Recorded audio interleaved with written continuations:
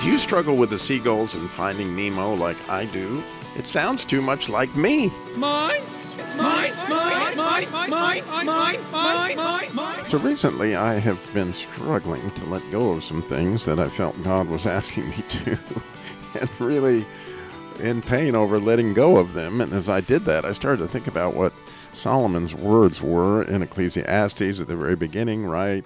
Vanity, vanity, all is vanity, a chasing after the wind. And I decided to go look at that word in Hebrew to see if I could grasp something that God would teach me about that.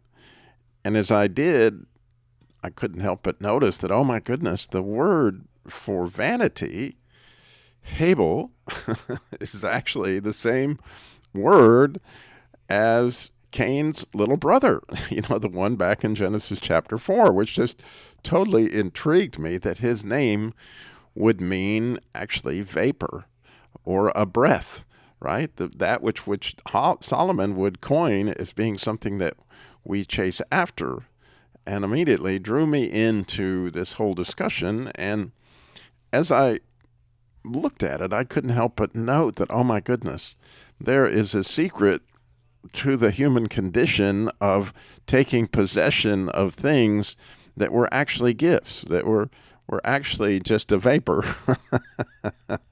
And it's all in the names of the two brothers and what happened with Eve in this time. So I just want to read a careful reading of Genesis chapter 4 to reveal some things that God showed me that are absolutely beautiful as I begin to process this whole problem of not making things mine. And so, again, Genesis chapter 4, starting in verse 1. Now Adam knew Eve, his wife, and she conceived and bore Cain and said, I have acquired a man with the Lord. The operating word there, the big change from probably most King James Version or most Protestant Bibles you look at, is it says, I've acquired a man from the Lord, but that isn't the word at all. It is most assuredly, I've acquired a man with the Lord. The idea of that is that there was this partnership that was absolutely amazing, that Eve perceived that with her partnership with Adam and God, she created something spectacular, a new life, a man. And in all the pain of that, she went from, oh, I received this unbelievable gift from God, to I've acquired it. In other words, when you think of the word acquired, it means mine, right? And so she grasped onto something that God had given her. And such would be the story of Cain's life, unfortunately. But just to continue on in our reading, in verse 2, chapter 4, it says, Then she bore again with a brother, with Abel. I'm just going to stop there in the middle of that verse to share that it's absolutely beautiful, the pause, and when you look at the word with, that again, she acquired a man with the Lord, and then that with a brother, which is significant to the whole idea of we have brothers. We have so many brothers, and we share the same father. And poor Cain didn't realize the gift that he had received with a brother. And then the idea that this brother's name was a vapor and clearly a breath. And you know that later Abel's blood would certainly be that breath that's speaking from the ground.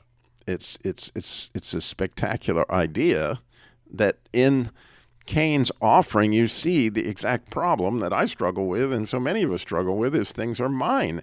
And so when you look at the word offering, which is, by the way, the word gift, but when and it's kind of neat to see the way the Jews study these words, and when it shows that God had respect for Abel's offering instead of Cain's, which is what upset Cain so badly, according to the way the Hebrews read that, the Jews read it, is that fire literally came down and consumed Abel's offering.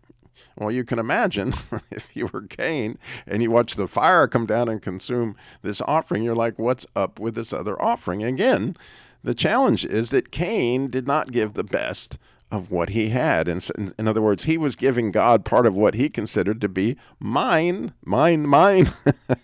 Where Abel realized that his was a gift, a breath from God. And so, how cool that in the offering that Abel made was this whole idea again of a gift, which is in the word offering, by the way,